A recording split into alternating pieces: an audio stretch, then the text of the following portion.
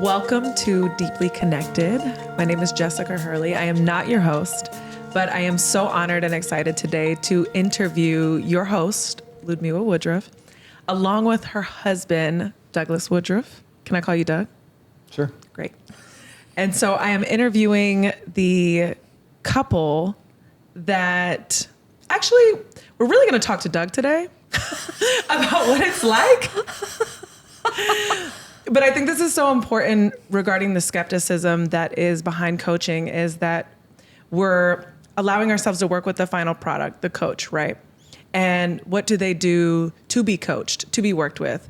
And especially someone like Ludmila who's coaching in relationships. What does your relationship look like? And how do you practice, per se, what you preach, right? Because everybody wants to know, there's a lot of skepticism out there. And well, she tells me this, does she actually do this? And I think it's really neat. And thank you, Doug, for allowing us to have this conversation to, do you do these things? And how patient are you really? I'm going to drink a lot of water in the next, whatever it takes. And I just want to give a little bit of background because I am excited and I do honor you guys and what you have, because I think as, I feel like I kind of serve as the primary avatar of who you serve, 30 something, maybe 40 something, either previously married or single, but very ready for a long-term commitment, right? Moms as well, business owners, hard-headed, your girl, and somewhat type A, and serving a lot of people, as well as trying to serve our relationships and struggling in our internal relationships. And yet you two are navigating 11 years of marriage, correct?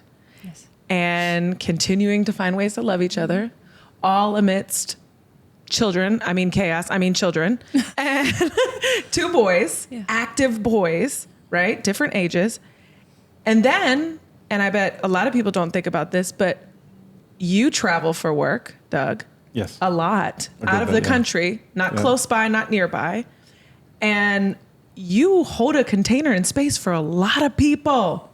I'm always like, how do you do that? Like, you have to take in everyone's stuff, and then you have to let that go, and then you have to go be a mom and be in this space with your husband as well. And so I guess I have to start with the very elementary question, Doug. Ludmila, I want you to recognize when I say Doug, that means I'm not talking to you. Doug, what is it like being in partnership with someone who's constantly coaching other people in their relationship? Yeah, well, thank you for that introduction. That was beautiful. And it's a good question. And I think, first off, I'm really proud of her, what she does. I'm really proud of her as a coach. I love that. And how she's progressed into that. And I think, as you mentioned, it didn't happen overnight, right? It's been years in the making, and I'm really proud of that.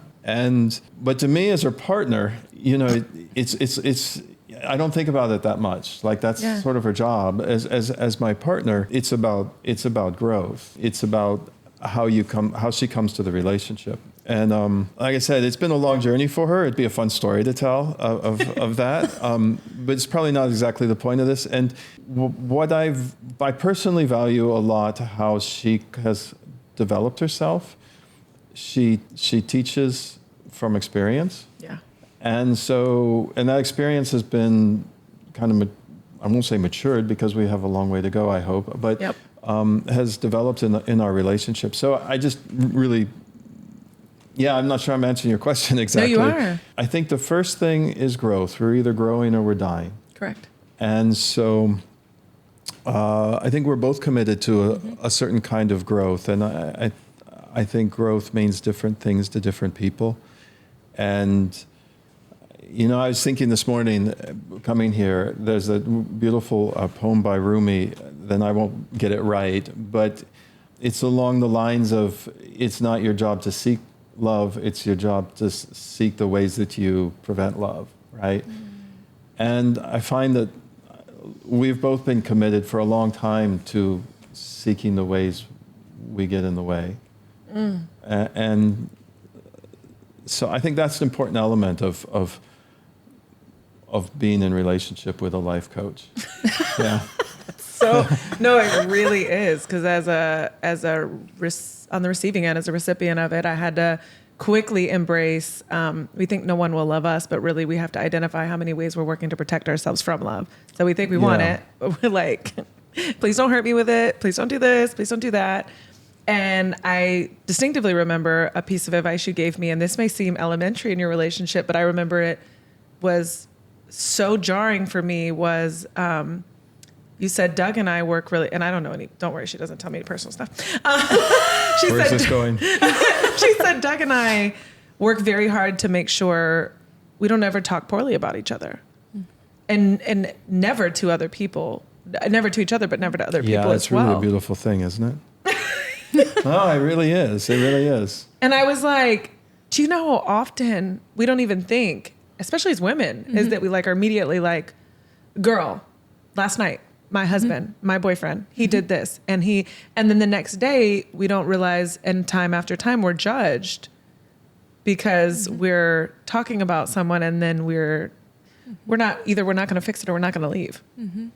So just keeping that safe container was just like a small nuance that I was like, you guys have so many rules and things that you carry in your marriage. And I'm sure they had to be born, I'm sure, but born or in your relationship before you were married that I think I'm sure people come to you and they want to fix it so quickly. And what I've learned from you is it's just these tiny, small, rules, boundaries, and sometimes expectations are just very clear communication that makes a marriage so beautiful. And I really appreciate that. Yeah, I think you have to constantly invest in those little things. And that's a little thing, right? Not talking badly about your partner. It's really a small thing, right? It's a choice. It's just a lot of small decisions. But you make that decision. I think we made that decision a long time ago. And so you build a container of trust. I think you referred to it that way, right? You build a container of trust and you keep building and building. And sometimes you withdraw from it, right? Sometimes we make mistakes. Sometimes we say things we shouldn't and all of that. But over 11, 12 years, we've been building it through those small things. Yeah, I don't even think about that, like not saying negative things. Because it's such a just non-brainer for us. I think it's like it's a standard and it's connected to the values. And I think we were very clear on when we met in life that we were so clear on what we want for ourselves and what we want in a relationship. And also, I remember when we were living together, I moved in with you and we were in Belgium, and before having kids, I used to be so much more hyper, and in the morning I would get ready for work and I was so fast and so energetic, and you take your time, right? You were kind of slower going and all the things. And I remember Deliberate. Yes, I love you, babe. And deliberately. And I used to be like, I'm up and I go. And I remember one morning before work, we looked at each other and we smiled because I don't remember if you said it or but we just looked at each other and we said, wow, we are really in this space in life right now with each other where we don't want to change each other. I don't want you to become me. I don't want him to become faster and do mornings like me and be in the same energy. And you didn't want me to change to be deliberately slower or deliberately taking your time. No, it would complement. Correct. Of course, that was at the beginning too. But that was so telling of where we are, that we can accept each other without the need of like, you need to change and your energy. Like, and sometimes we would laugh about this, like, wow, sometimes my energy was in the beginning a lot for him. Because we're like, I'm just thinking that I still love you and this is a lot. And, like you can catch yourself with this, is slower than me, or it's faster than me, or it's too much, and not making it mean anything and love it. Yeah.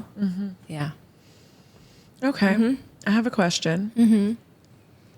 Just like with any partnership, I think you, once you get into the long-term nitty-gritty of like, we've become more ourselves, right? AKA 18 months wears off and now like I'm you and you're me and we got to learn to deal with each other. And you go to work and you come home and you dump.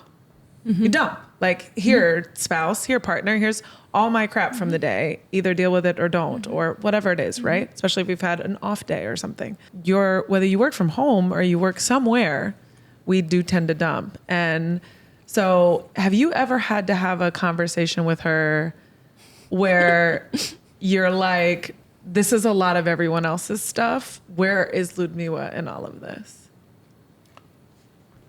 Wow, that's not quite how I thought you were going to ask that as you were leading up to it. I get that a lot. Yeah, that's nice. Probably, yeah. She learned a saying early in her training about swimming in your client's pool or not. And sometimes I might challenge a little bit, is this that? I don't think it happens a lot. And I know for myself, when the reverse might happen, especially when I go in the office, which, has been less in the last few years, but coming home was always a transition to really try to decide how I want to show up, this evening. Yeah. And I think that's an important space to respond to your partner in a deliberate way. There's that word again. Instead of Doug's very deliberate. Yeah, yes, he is. Sometimes. We appreciate that about him. Instead of reactive, right? Of being deliberate instead of reactive. And part of that is deciding how you're going to show up in the relationship in a given time. And that also creates that space over time that's safe, and you build on the trust bank or whatever, right? So I think that's part of what I do on my side. And sometimes I catch myself not dumping, right? And I'm not as prone to that because I tend to process things internally anyway. It's true. I work in business and in the technical field, and she works with emotions, right? So it's a very different dynamic of what we might bring home. Although, correct. I mean, I work in a business, which means there's people, so you also have a lot of dynamics sometimes. But it's not usually as extreme as hers, right? It's not near the depth. So I think it's harder on her, and she might bring it in a little bit more often of, I had a really tough day, or this client has a lot going on, and not Oversharing. Not oversharing at all, but just when she's, generally. She's an empath. She carries it, I'm sure. Some of it. Yeah, I'm More sure she like does. Yeah. But it's also, I think, part of her training is to know when is to have tools to let it roll off the back a bit too. Yeah. You are really good at that. I've noticed that. Yeah. I've learned how to be that because when we met, I used to take on... It didn't start that way. No. I used to, like you say, be empath. But now I can say I have more compassion than empathy for my clients. Meaning, I know you are resilient and I know that you can help yourself. And yes, some sessions can be more challenging. And I know how to, when I come out of it, or even in the session, I can take where something is challenging, I can feel it and I will take a moment to kind of breathe through it myself, to catch myself.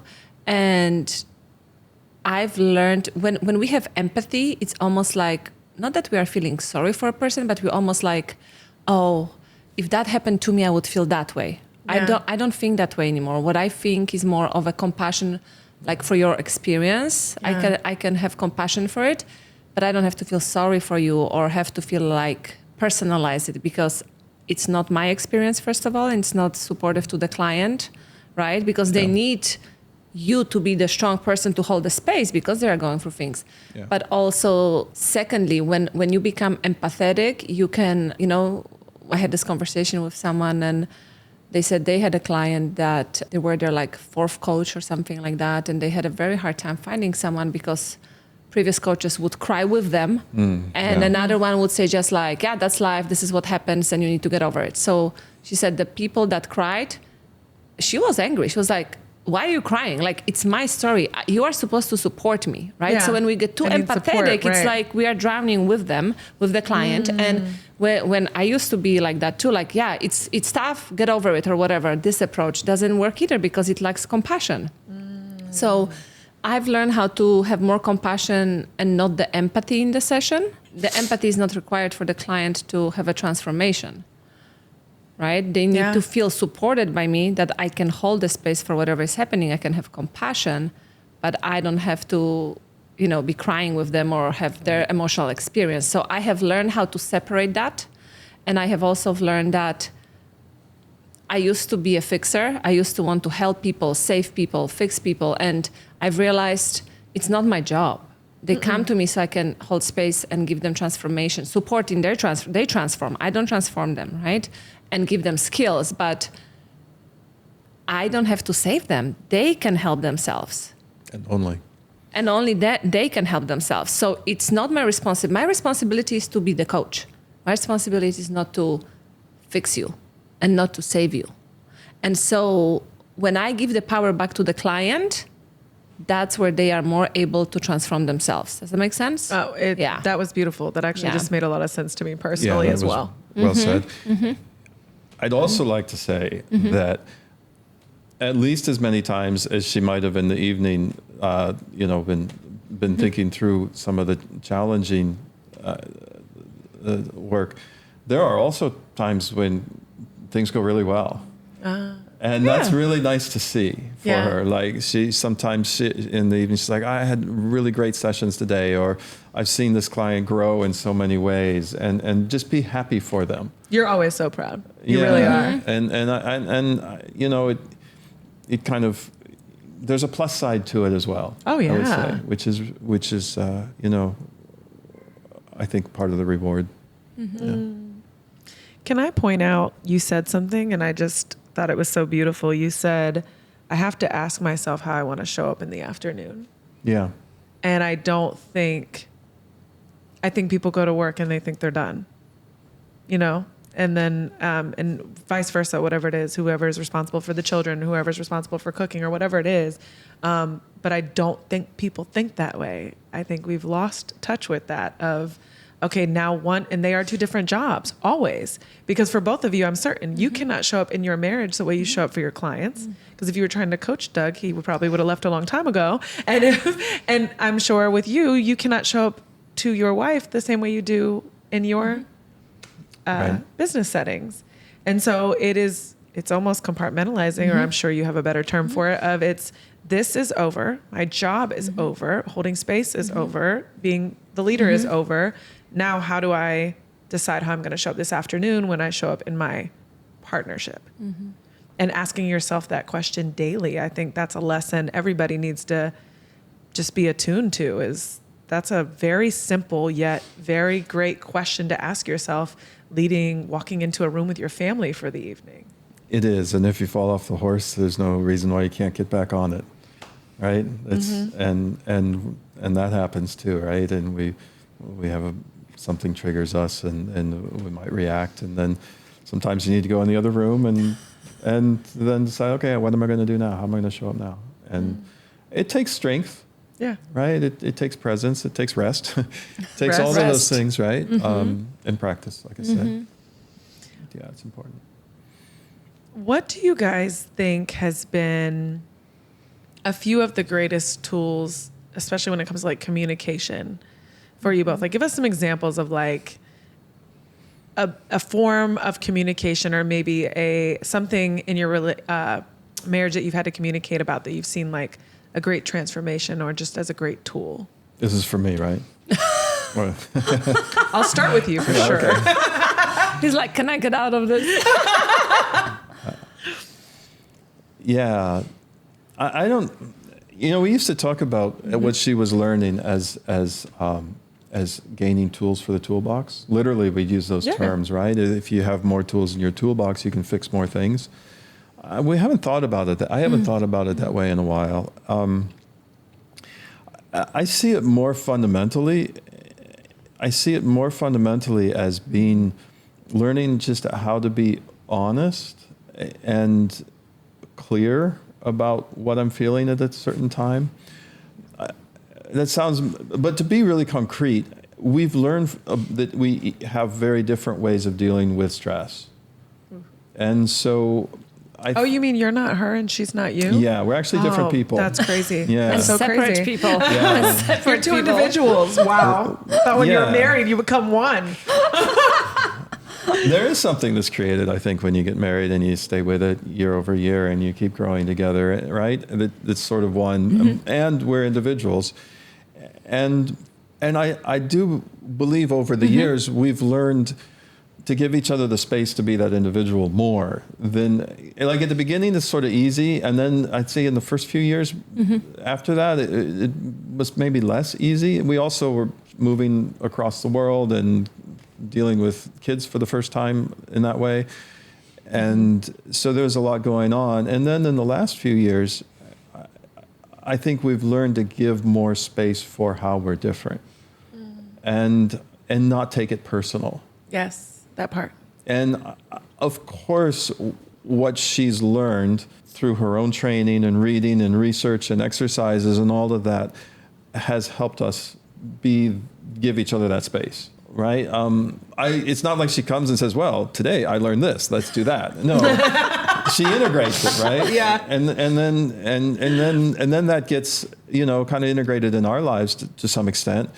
And then she uses it in her work probably. I was thinking earlier when 12 years ago, Luca was working as an office manager in a mid-sized private company. And when I look back, she was coaching some of the girls that were working there. Without the title. Yeah, it's really beautiful to think about that, because she had already been through this. She had moved from Eastern Europe to Western Europe. She had gone to university there. She had learned the language. She had integrated to a certain extent. And there was a bunch of other young girls in that environment that were several years behind her in that process. And she was coaching them. Like, remember that, right? Mm-hmm. And I forgot about that, but it's true, yeah. Yeah, there's this thread that weaves through our lives, right? And it kind of shines on what we're good at. And today, I think of it as she keeps learning, and she keeps learning how to be a more authentic individual and teaching me how to be a more authentic individual by the way she does it. And she helps others with that as a job. Right? I have a silly question. Mm-hmm. You got to be honest, though. You ready? For once, I'll try. Yeah. No more lying. Do you ever eavesdrop on some of the stuff she's saying and you're like, No, I don't want to know. I don't. No, sometimes. No, but I think she's asking, what do you wanna ask? So if you eavesdrop on what? Are you ever are you trying something you just told your client? Or are you do you ever catch her don't do that to me. Don't do that thing you just did to your client. Or I catch her trying out any strategies with you? My life's really full. I don't need any. You're don't coach me. Yeah, never. No. I know better. Sometimes it can come out, not really coaching, but maybe more of a desire, so we stay healthy. Let's say, for example, around health, but it's not coaching. It's more like a desire for us to stay healthy and, to have a long life and be there for each other and our kids. But I don't think you can tell me, but I don't think I ever tried to coach you. I can maybe word a desire of mine for us being, healthier or better or growing in a way that might sound like, not coaching, but maybe an advice or something like that, but not really coaching. Is that right? I don't know. Yeah, I probably. It's probably right. I just don't see it. I just see her as always working to be better and learn and grow. And then she takes that in everything she does. And part of that is in our relationship and that. But I don't feel like I'm a client. Thank God. No. How can I help you with your marriage? I don't ever get that. And it can be as simple as a change of perspective too. Instead of feeling coached, and maybe you're just saying hey, honey, I learned something incredible this weekend. Can I share it with you? And that's very different. Yeah. Well, like that. That's part of a partnership, right? Yeah. Right. Because you want to share what you've learned. Correct. Yeah. But that's, Mm-hmm. But no, I don't. No, I don't listen at all. Please don't share that stuff with me. I don't want I can share what I've learned or what, and I think we said it before that you have done a lot of work in your 30s, right? Before we met on your emotional resilience and intelligence. So when we met, I think you were ahead of me in that aspect. And I feel like that was very attractive and it felt very safe and you were so clear, it was stable and clear. And I think since I became a mother, I have done enormous amount of work Absolutely. in that field. And I think also when you ask about communication, I mentioned to you before privately, and he can confirm, where there is a problem or there is a challenge. Or not. Or not, exactly. That I'm not afraid of getting it out there. Yeah, actually, but that doesn't have anything to do with your coaching. That's who you are. And it's probably something that helps you with your coaching. Very much who she is. Yeah, and I knew that really early in the relationship, right? Like, there's nothing that's going to get... This woman is direct. Yeah, but it was a relief because nothing's going to get swept under the rug and fester and get moldy and old and smell up the whole relationship, right? It's always out in the open. Sometimes like, hey, let's deal with that tomorrow, right? I'm tired. But nothing's going to be left under the rug that has to come out. And that is who she is, long before she started training to be a coach. That's a level of embrace a lot of people don't have. Yeah, I think that's part of what makes her unique, and one of the reasons why I didn't let her go. You get it right out of the way. There's something else too about you guys though that I really appreciate, and I'd love to hear if that took some work. And it may be who you've always naturally been, but I think there's this huge push right now in the society that we're in that like find someone you gel really well with and find someone that you guys have common interests. And I think you two do, as far as jobs and careers and passions, they're two very wildly different things. Yet you both really admire each other for what you are focused on. And because I can already hear in the way that you talk about her work that you not only respect it, you admire her for choosing herself and her lane every day. And you as well. Like, it doesn't feel like you force, or doesn't sound like you force any of the things that you love, or because I get you, because I'm obsessed with this stuff, but not forcing it onto, it doesn't need to be who he is. Yes. And at the same time, because he did work in his 30s, and I was introduced to his mentor when we met, to Richard. Even though we are in different fields, he has an innate interest in consciousness, right? Spirituality, understanding beyond what you can understand. Yeah, it gets back to what I said at the beginning. We're both consecrated towards growth, whatever that means. As I said, it means what it means to me, and with that as a base, those other things aren't as important.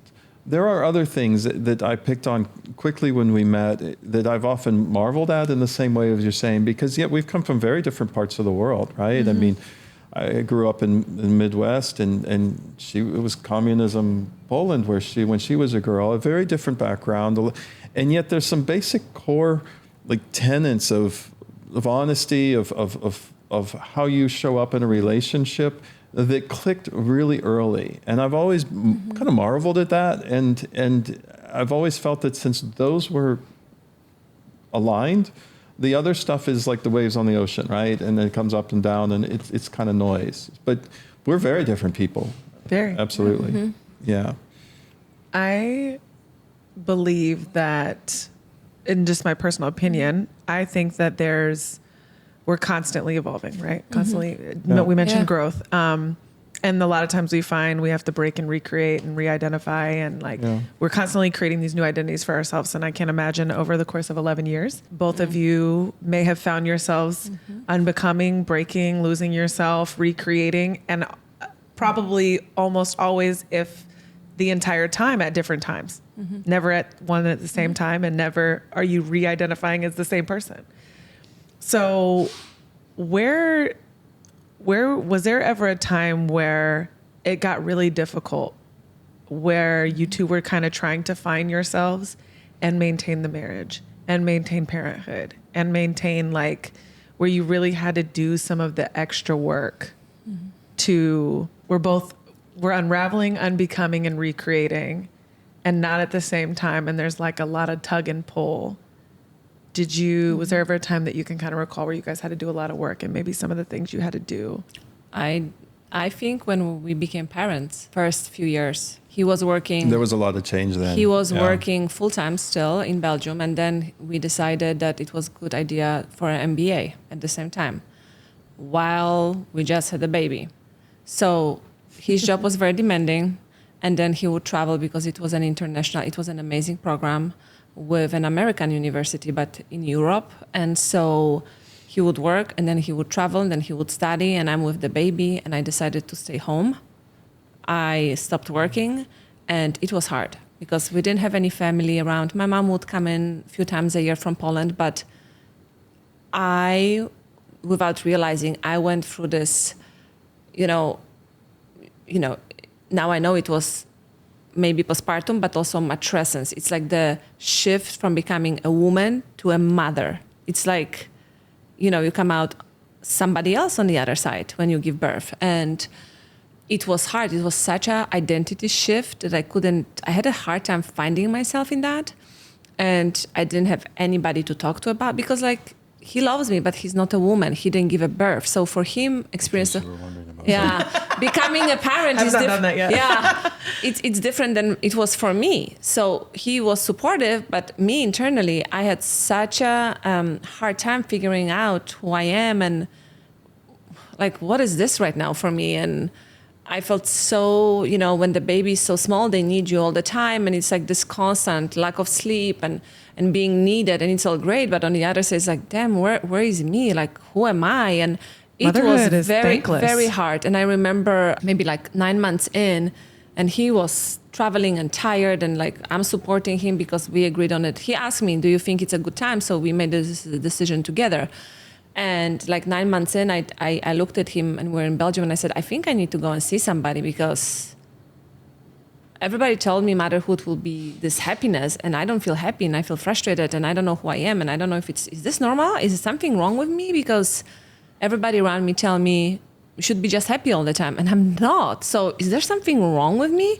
And so he was very supportive, of course, and he said, yeah, go and see somebody, of course. And then I went to see this person. She's like, yeah, that's normal. This is all okay. We all go through this. We all lose our minds. Kids are crying. We need space. And it just made me feel like it's okay. It's okay. It's normal to go through this transition, but it was hard. And then when our first son was becoming older, coming from Eastern Europe, I didn't understand different types of brains or what it means to have a gifted child that is also very athletic and what it brings to, parenting, but also relationship dynamic. And that was hard. When we moved to California, it was hard as well. Hard, yeah. It was really hard. Yeah. People think you move abroad and now you are in California, you live in the state of everybody wants to live there. And it was miserable for me for some time because I felt so just depleted. Yeah. Completely depleted. And so he was traveling, the one constant for him was no matter where we move, he has his job and he knows everybody there, he's respected. For me, it's every time we move, I need to find friends, I need to find new people, I need to find doctors, I need to figure out, who am I connecting to? I have no one. He already has people in the office, and that's one thread that's always, besides the family, of course, that is stable for him. Mm-hmm. For me, it's the family, and then who am I? What am I doing here? Who are the people that will fit into my life and be supportive? So that was a very challenging time for us. And that's also where I found coaching at some point, because exactly. I was not... It was out of that I was not doing well. This was born. I was not doing well. And it was influencing our marriage. Yeah, absolutely. Yeah. And I let her speak because I had a lot of major life transitions before I knew her, before I met Luca. Mm-hmm. In these years, I haven't had so many. As she said, I've moved. We got married, which it was a natural. That was a natural change. We got married. We started having a family. But I was just, it wasn't a big deal for me to move back to the U.S. I was born here. I can live here or there, and so, and I've had that constant of I've worked in the same. At the same business. While my career has evolved and changed, there's still familiar people in that. So I've actually had a pretty consistent and relatively easy. She's had a lot more of that over these years. Trying to reinvent myself. And we both had a lot of change before we knew each other, but so it's good she had that. But from my space then, it's really about just holding that space. And I think I've seen couples go through difficulties and change. And I've seen, I knew a guy, he's passed away a few years ago, but I saw him holding a really big space for his wife as his wife had a bunch of internal challenges, a bit like Lucas describing here. And I've often remembered that. Like he spoke of her lovingly and was just trying to give her the space and support her. And I've thought of that a lot when she's been going through those periods. Like, I mean, that's all I can do in some ways. Wow. Yeah. Wow. Yeah, I think if we look at the past years, it was the passing of your dad. Yeah. Right? That was, I mean, like we knew that he was not doing well, but we didn't expect him to go yet, right? And that was something that on your part was more of a, I think I bring that up because I'm sure a lot of the single women you're coaching we're looking for that long commitment. We're looking for the one. Yeah. And I just think there's not enough mentioned about 50-50 is BS.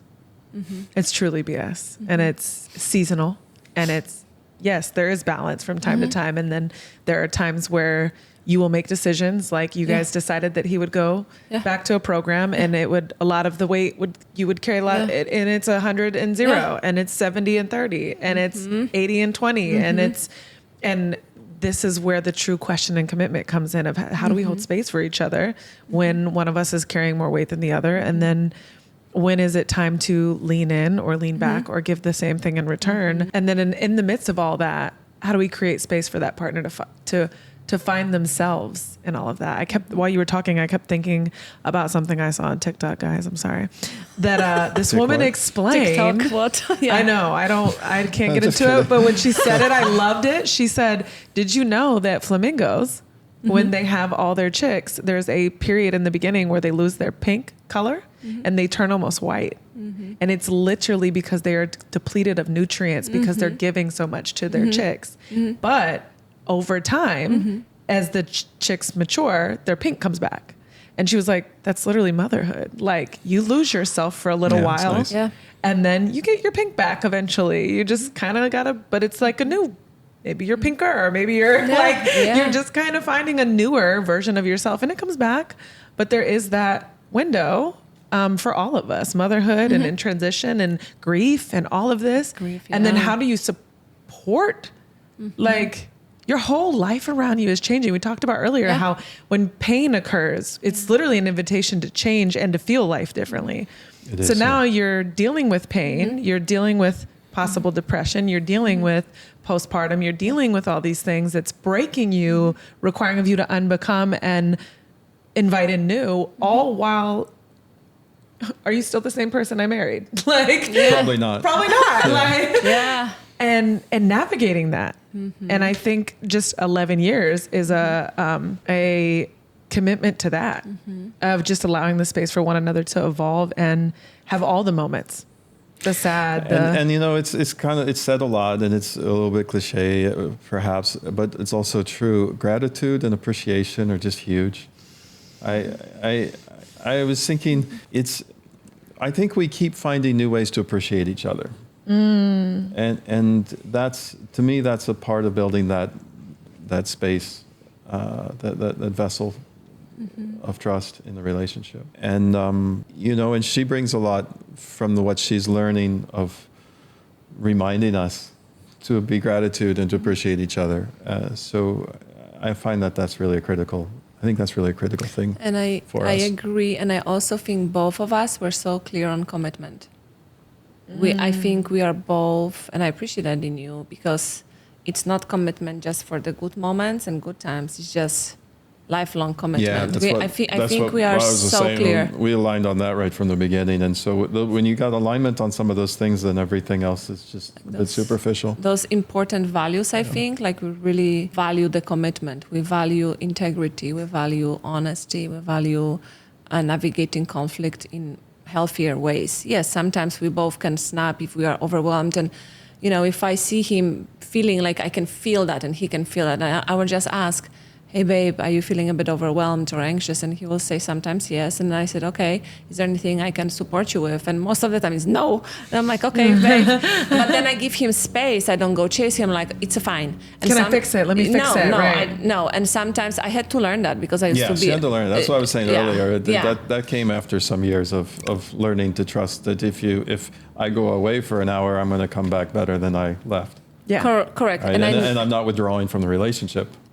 I'm withdrawing to connect with myself. Exactly. Yes. But we are very clear about this. I think communicating, I need space to just regulate myself and I need space to come to myself. Not I need space because I cannot be around you I can't stand you, get away from me. Yes, or I'm withdrawing and I'm not loving you right now. That's very different. So I think we are so clear and then we can give each other space, right? And what I've learned when we were moving, like that was such a pivotal moment for me to see my own growth and have so much compassion for both of us. We were moving, we bought a house this summer and I asked him, and we were also going to Europe and I said, do you need help with, you were doing all those lists of people that need to come help us. And I said, do you need help? He's like, no, I've got this.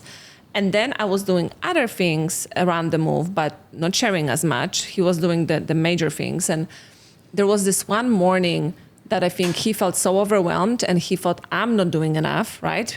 But he wanted me not to do anything. So we are in the morning having the breakfast and the kids are, and I don't know how you said that, but I'm sure it was elegant. Sure, it was sure elegant. It like activated something in me and I was like, oh, he's so charming. But it activated, it was said in a way, if I wouldn't have my tools and skills and understanding, I would have taken it, oh, he thinks I'm not doing anything. What the hell he thinks that that's how I would respond. What do you think, that I don't do anything? That would be my first response. And you can see that just can destroy relationships so quickly. If I would just say that, right? If I would just react. But I was so aware in that moment, I took a breath. Kids are yelling. And I just remember taking a breath and be like, why is he saying this? I think he's overwhelmed. I think he's feeling unsupported. And I just took a minute and I said, honey, I love you. And I am here to help you and help us to move. And let me know if there's anything that you need help with. I know you are doing ABC and I'm doing this. I'm here. We are doing this together. And it immediately softened him. Like I could see him going like, he's like, yeah, I'm just overwhelmed. Do you understand? And so this is so important. And I don't say I do it always perfectly, but like those pivotal moments, like I was so amazed by myself. I was like, wow, girl, you took a breath instead of taking him out in. Like, what do you mean I don't do anything? Because I almost picked up this frying pan. What are you implying here? Yeah. That I'm not doing anything? My life was saved that day. Yeah. His life was saved that day by the coach. So I think just recognizing when I see you getting exasperated, I just know that he's or overwhelmed or stressed or he's tired. And oh, you mean understanding your partner? Yeah, like that. And I'm like, oh, are you feeling this? Are you feeling that? Do you need space? Can I do it? And sometimes he'll say, yeah, I would like a rub on my back or hug. Hugs not so much when he's overwhelmed sometimes, but I just learned to like step away and I need hugs when I get over. So it's different, right? Yeah. So he needs more of alone time and I sometimes need more of just this and you kind of mentioned that earlier. The really hard times are when you're both at a low spot together. Yeah. Right? How do we support each other during this? That's the hardest. That is the hardest. I would like you to get away and I would like you to embrace me. Exactly. And we're both like two magnets. Yeah. Yeah, and those are the hard times. And then you get the bigger waves that can go for 6 months or something, right? And hopefully those stay enough out of sync in a relationship that you don't have that low spots at the same time. But it's true when you go in a low space, like, as I say, the brain will offer so much stuff, right? So if you feel dysregulated, the brain will offer, he doesn't care, or he doesn't or he didn't notice me, or I'm caring so much. He doesn't want me. Correct. Yes. And like, I really try, and sometimes it's harder. Like October was hard for me. And I just, first when I get agitated or I hear my voice like that, I ask, okay, is this something that I am not doing for myself? Like I always try to, and then another voice comes in like, what do you mean? You do a lot for yourself, but wait a minute, he should be supporting you again, right? And I'm like, okay, let's calm down. What am I looking for? What's the need that I'm looking for? What's the desire that I'm looking for that's not being met? Okay, Yeah, Have I been doing that for myself? Yes, that no. chick needs a name in our head. She needs a name. Oh yeah. And sometimes, it's still like I can say, okay, I haven't done that for myself, and it's still okay to ask from my partner and want that. And it's okay. And it's valid that I want that. But it's not when you are married and like we are deeply committed to each other, we are deeply connected and we love each other and we really value each other. It doesn't mean that you will not have a negative thought about your partner, that you sometimes don't think like, damn, he does, like, I'm frustrated. I for sure frustrate him at times, and I can get frustrated at times, especially when you add kids. Yes, she does that a lot. But you add kids to this. Like 2 people going to 4 with 2 kids. It's a change dynamic. I have one. I know exactly. Yeah. It's like going from parents to being this sexy couple when you are constantly responsible at work and with kids. Now you want to have this fun, playfulness, and desire. It's very different. So I think we need to normalize that when you love your partner, and you can be committed and you have a healthy relationship. It doesn't mean that you will never get frustrated. It doesn't mean that you don't have arguments. It doesn't mean that you are that when we get into it, that now I don't love you and I'm going to leave you and this is all horrible. It just means that we are going for a rough patch, or it means that I'm going for something or he's going for something and we are just trying to figure it out. That's all what it means. Yeah. I appreciate this so much. Before we wrap, I have one fun question. Fun? Is I think... For Doug. For both of you. I'm only using myself as an example. I was in a relationship for 7 years, and I do remember towards the end finding a lot of the things that should have been fun very boring, or just like finding moments where we were both very checked out. In 11 years, or just in society, I think a lot of people fear boring relationships. They fear commitment because they're afraid that there will be boredom, and you do get very used to each other. I don't care how beautiful you are, how sexy you are, how fun you are, how playful it is. You put kids and a house in the mix and careers, and it gets very mundane. What are some fun ways you guys have just, without being inappropriate, Ludmila, what are some fun ways? It's okay for me to be inappropriate. It's a podcast for adults, so I don't know. Yes. What are some fun ways you guys are like, or even calling it out? I remember at the end of the 7 years, I loved that I could say, hey, we're in this house, but I don't feel like you're here. Can we have a minute? And that was enough to be like, oh yeah, you're right. We need a date night. You're right. Let's put this away and let's do our thing. Like, in 11 years, what's your advice to people listening that it may not be that the relationship has run its course? It may be that there's just a few things that you can add to keep things fun. I think it's really, we've had to work at setting time aside together. Yep. Our kids are 5 years apart from each other. So we've had this like continuous process of somebody needing our attention for 11 years, then 10, 11 years now. Yeah, but I mean, even the younger one is still at the point where if he's in the house and he's awake, he largely needs attention. Which is literally 19 hours a day. Yeah. Or he's on the device, right? Yeah. And so maybe an hour. Yeah, exactly. And so we've had to make that a conscious effort and schedule it. I mean, that sounds maybe horrible, but I think it's a reality of life today. It means there's commitment to it. Correct. And again, it kind of comes back to that gratitude and appreciation thing I mentioned earlier. And you sometimes have to look for that. You have to look for it. Right? You have to choose it. You have to choose it. And I always recall, and it's always reinforced, if we win, when we do get away, and we go have lunch somewhere or something. It took us a while to realize it doesn't have to be fancy, right? Yeah. It can be a walk in nearby, or it can be there's a couple nice brunch places not far from us that we found. Or evening. Or an evening now where we. Or even places, in our house when we do it during the week. Yeah, or maybe a movie night or something. It's always nice. It's never a bad time. And that's really, I mean, somehow we get over ourselves in those times. And so, I don't feel like recommendation would be a bit wrong, but I would say what's really worked for us and what's been important for us at this point is to make schedule. And we don't always keep the schedule, but we still make it, right? And is this a monthly schedule, a weekly schedule? The goal is weekly. Love it. Yeah. Not that it happens every week, but the goal is weekly. And it's never a bad time. And like I would add just dance. Like we love music, both of us. We share this appreciation for music, and we are lucky. You know, I met him in Belgium, so he understands Dutch, Flemish, and we listen to Flemish music, French music, you know, different Polish music, you know. We listen to different types of music, and we can find appreciation in that. So us being at home outside in the backyard and listening to music and just being with each other and talking, or even driving in the car listening to music in Dutch, and we're like, oh my gosh, this song is so nostalgic, you know. We just connect on such a deep level, and like dancing in the house sometimes, you know, the kids are like, I remember during COVID, we would have this party and with different types of music, and we would kiss, and our 11-year-old would be like, oh my gosh, this is gross, I need to go to bed.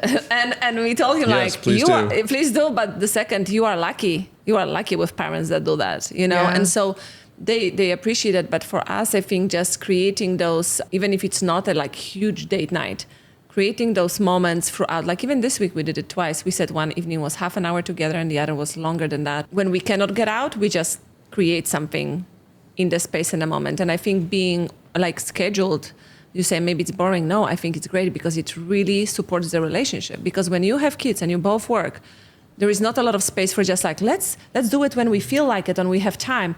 You will be tired. It's really hard to be spontaneous now. So we can be spontaneous. If going to bed together and being in the house together is not enough. Correct. Right. It's not enough. It means your roommates. Congrats. Correct. What else is there? Correct. That's right. Correct. But we like when we go out, we really always have a good time. We never feel like, what am I doing here on this date with my husband? You know, it's like, no, I'm always happy to go, and we always opportunities to connect and so the other piece of that is really working to make that quality time.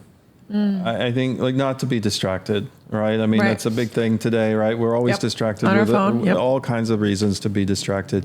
Other people's business. I'd rather spend only an hour every 2 weeks. But if it's really together somewhere in a place that we like, then that's huge. But we do more than that. We do more than that. But we're also intentional. I think like when you ask you have to be intentional. Like waking up in the morning and thinking, how do I want to think of my husband today? Literally that. Like how, and somebody told me, oh my God, nobody does that. Well, I do. And I think you should do too. When I wake up and let's say in the evening before we didn't have that time, I can focus on, we didn't have that time and he's not thinking of me. Or I can focus on, wow, he's a great provider. He's a great, he's just such a great soul to be around. And I focus on that. And when I look at him, I think of that. I think how appreciative I am of you. And that's again being intentional, intentional, deliberate, how I want to see you. That's what it is. And like intentionally focusing on it, even if it sometimes is like, yes, that's what it is. Right? That makes sense. So it's even before you do something, how do you want to feel about your partner? How do you want to think of your partner before you decide to go and do something together? So, but we also use a lot of humor in our house to like live the situations or moments, right? We do a lot of... You sarcastic? No way. No, not me. And that's somebody else. But she's used humor. I mean, that's a huge thing for just who she is from the beginning, I'd say. That was also something that I saw right from the beginning and I appreciated. Because a lot of difficult things you can work through when there's humor. Right. That are harder to work through without it. Right. And, so that's a key thing. It's playfulness. It's like in the humor is this playfulness, I remember someone saying on a show a while back, the more work you do internally to heal, the more playful you become. Yes, because it's almost like you give yourself the freedom. Yeah. Yes, and also playfulness, creativity, fun, dancing, laughter is healing. Yes. It is healing for you. So while you are healing and doing through like going through pain, I can dance some anxiety correct. away. So you can literally heal a lot of yourself through being creative and being wild and being in the music and for some it's painting, for some it's doing something building with your hands, whatever that is for you, but. That's a huge thing that you need to keep doing and being present to. So it's a stand-up comedy in our house too sometimes. You don't have a choice. That's how we roll.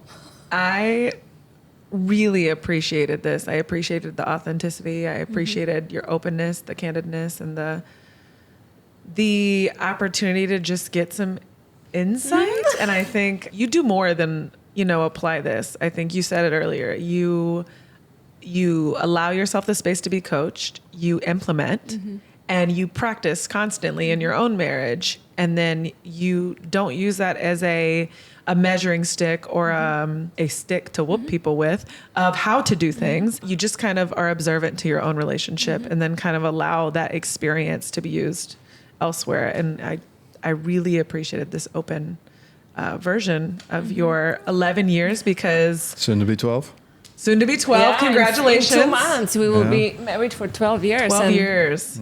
13 years together. I don't know about you guys, but there's not a lot of this going around anymore. So I certainly appreciate seeing it and love the honesty behind it. Yeah, Thank but you. I think, it's like taking, I have this thread in everything that I do is like this radical responsibility for yourself. Yes. If I wouldn't have that and he wouldn't have that, this relationship could have looked very differently. If I wouldn't take responsibility for my own reactivity, for my own, lack of self-management sometimes, and I would blame him and, I would expect him to always be the one to support me and fix me. Like sometimes I think he's traveling. I need to be able to hold myself and also have people outside of him. And that's what I think a lot of women, as you mentioned, do.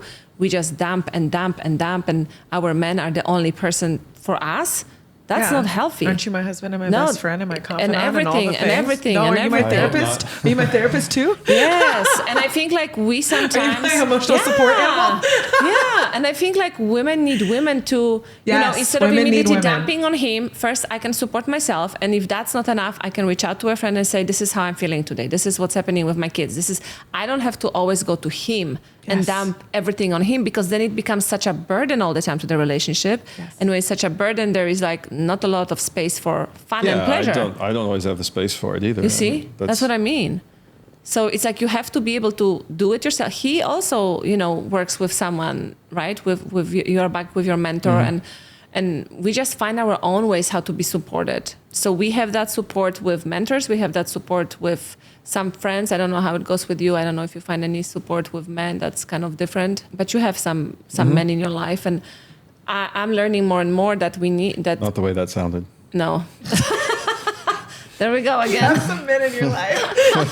You don't have some men in your life? Thank God I don't, because that would be a problem. But it's really not making the partnership all about the heavy stuff, all like day in and day out, coming from work and nagging and complaining and blaming. That will dry out all the sensuality, all the passion, all the connection, because who wants to be around the person that's always unhappy and always in victim mode? Like nobody wants that.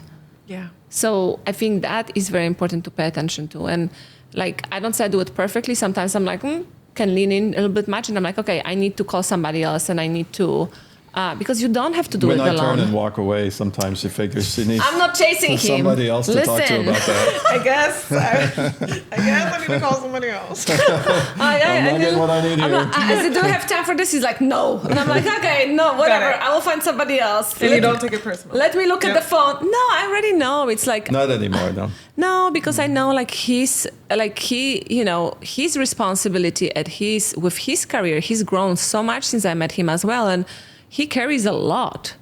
There are a lot of financial decisions that you guys make, right? It's a lot to carry. Yeah. It's a lot of stress as well. So, and when he finishes his work, I also don't expect him to be, I'm so happy to, some days he will take time and it's still heavy because it was a hard day. And then we have the kids, right? So just having this understanding that those moments that if he's stressed or anxious or I'm overwhelmed, it doesn't define us. It's just, we go through this. We go through days and seasons that are very easy and easier going, and right, with work, sometimes it can be a little bit more stressful and more pressure. And that's how it is. Just navigating through all of that. I think this takes everything back to the foundation of, we've been told this forever, is keeping your home your place of peace instead of a place of, despair, chaos, and the worst place to be. Yeah. And it sounds like keeping your home, making your home a place of peace and a place that you want to go and rest your head is a lot of gatekeeping and boundaries and safety. Absolutely. And 100%. And it's 100 little decisions during the day, Yes. every day. It's not the big ones. It's just a lot of little ones. How do I respond to this? How do I show up? And what do I fill my mind with first thing in the morning? That kind of stuff. That's what I'm hearing. It's like you guys do an incredible job of protecting your home. Continuously. I think it has to be a continuous thing. You can't make up for sloppiness, 3 months of sloppiness in a week or something. That was a word. Did y'all hear that? Doug said you can't make up for 3 months of sloppiness in a week. And it's you can see it in how the kids respond or how the kids behave, right? Yeah. If we are more peaceful and we are navigating it in different ways, the kids will be responding or behaving differently. So we just understand. Yeah, pretty immediate feedback right there. Yes, it is. I can always tell I'm pretty healthy when my son's behavior is pretty healthy. Yeah, it's amazing, isn't it? And sometimes you don't notice and you say, oh, he's been really good the last couple of days. Oh, yeah, I've been in a good space. Yeah. Literally. That's crazy, isn't it? I picked my son up yesterday, and the after-school teacher said, man, he's had 3 great days. Yeah. And I thought, it's because I've been having great days. Yeah, it's really it's a direct transfer. reflection. It's a mirror. Yes, it is. And kind of, so that's what I mean. It's like when he has like the whole week or let's say 3 days out of the week that are very heavy for him, it's really up to me to not take it personally. Yes, show up, give him space. Do you want to be together or not? Do you need space? And not like by the day number 2, oh my God, it's 2 days already from him feeling like this. He needs to feel like allowing whatever he needs to. It's his process, right? And if I need something for those 3 days, I can ask for it. I can ask. I can always make an ask. And it's up to you to say yes or no. And then if it's a no, then I have to figure it out. Yeah, and sometimes it's a no, and an hour later it's like, well, what about this? Yeah. Right? Like sometimes it has to. Sometimes I make a joke. He goes into like, and I'm like, honey, are you really committed to feeling miserable today? And he goes like, yes. And he goes like, yes. And I'm like, okay, babe, I will check in an hour. Got it. Go handle that. How angry do you want to keep feeling right now? And so we find those ways, and it's so funny because our boys, Nathan, I don't know when it was. I didn't know, but he told me we were sitting in the kitchen. Nathan was behind me, and you were about to say something, and Nate was behind me doing this. Don't say that. Yeah, he's really picking up what not to say. What things I shouldn't say. And he was like, it has something to do with what you were wearing or something that I didn't like, and he was like, no, don't tell her. I was like, stop there now. That's it. Like, no. Crunch. Yeah, it's funny. And then the younger one always makes jokes of like, are you going to do the Russian he means French kissing. He goes, are you going to do Russian kissing right now? He's like, why do you put your tongue in mommy's mouth? What is this about? You know what I mean? I love how literal kids are. Yeah, so like this, Yeah, it's really But nice. it's okay because it's like, it's teaching them how to love and how to navigate conflict. We do that in front of them, not like yelling and I don't know what, but we navigate that uncomfortable emotions in front of them, and we always. That's so important, though. Yeah. Because as a single mom, I think all the time, what does my son see about who loves me? Mm-hmm. What does my son see about how love should be? Mm-hmm. And so, just you guys, we're taught that's inappropriate in front of our kids. Yeah. But in reality, like, how else were we expecting our children to see what loving our partner looks like? Mm-hmm. Because in a single parent household, they don't see it at all. Mm-hmm. They have no idea. Yeah. And so other than from the direct parent, but not the opposite, someone you love of the opposite sex. So I see both sides. I think that's awesome. Correct. That you guys do that. Correct. And I think like also conflict, how to resolve conflict, Nathan is now 11. He sometimes will take deep breaths. Sometimes he's still like his brain is not fully developed, but I see him trying. Sometimes he can get trying really hard. Yeah, trying I'm hard. really proud of him for that. With his 6-year-old brother, and I could see he's getting frustrated. He goes like this, and I'm like, it's okay. Just take a breath. And then sometimes it's too much, and he just like, I need to separate. I need to go to my room. It's too much for me. And I'm happy he has that. Like I didn't have those skills when I was 11 years old. Yeah. So everything what we are doing, it's reflected in how the kids are, also doing. And we can't also take the whole responsibility for who they are because they have their own personalities and they are their own people. But we have a huge impact on how they relate to. By the way, last night I was riding with the little one, the older one in the car, and I was thinking about being here today. And I said, so Nate, you know what? So I'm going to be talking tomorrow to someone about, what it's like that mom's a life coach. And he goes, I mean, like without like a second goes by, he goes, it means there's a lot less yelling in the house. Yeah. And it was such a beautiful. That is beautiful. It wasn't a pause. It wasn't like that was it to him. That's to him what mom doing. Because instead of mom yelling at me, she stops. Yeah. And talks. Yeah. Yeah. And of course, it's not that she's a life coach. He's thinking about what she's learned and then she. The effect and the application. Of it. Yeah. Wow. Yeah. Yes. It was really beautiful. It's really beautiful moment. And it is true because I remember it was a year into doing my own work before I decided to get certified as a coach. And a year in, I could leave like a review of what coaching did for me. And both me and him listened to me saying that online. And we were both listening and we both cried because he looked at me and said, Mom, you don't yell anymore so much at all. Like, I'm so happy. Because it makes him feel so much more safer. Because we scary kids, we are big people. Yeah. So when we yell, they don't feel safe. They feel like they have to protect themselves or they have to change. Or for him, what was really heartbreaking, it felt like he would say, I'm a bad person, right? Because my mom is yelling at me, so I'm bad. And I always try to make sure that I make We'll do another podcast on parenting. Yeah, I was like, we got to talk about this separately. This is another episode. We've learned a lot about that, and you can see it. We can see it, especially in the older one. It's very important. So I didn't understand that this whole motherhood will, like, literally give me an opportunity to become a person I never knew that I first of all wanted to be. Patient, calm, all the things, and then same. And that when I do take this opportunity, it's going to be so impactful for our family. You know, not even thinking about my clients, that's another thing, but like for our family, how that has been so impactful in how they relate to people, to themselves, to the world, to the, Yep. I don't know about you guys, but what I got a lot, so you should have a lot of notes. But I think for me, two things I really got from this was one, putting the peace and the boundaries and the safety kind of around your home and your sanctuary being critical, and every choice you make being kind of rooted in that, and also just like the willingness and openness to the constant evolution of yourselves as individuals and as one, and that being two different things. And I just really appreciated that. So I thank you guys a lot, and I hope you guys got a lot out of this. And I thank you, Doug, for your openness and vulnerability. And I think I'm going to hand this over to Ludmila to wrap for us. So first of all, thank you for being a great interviewer again. Fun. You have the best questions.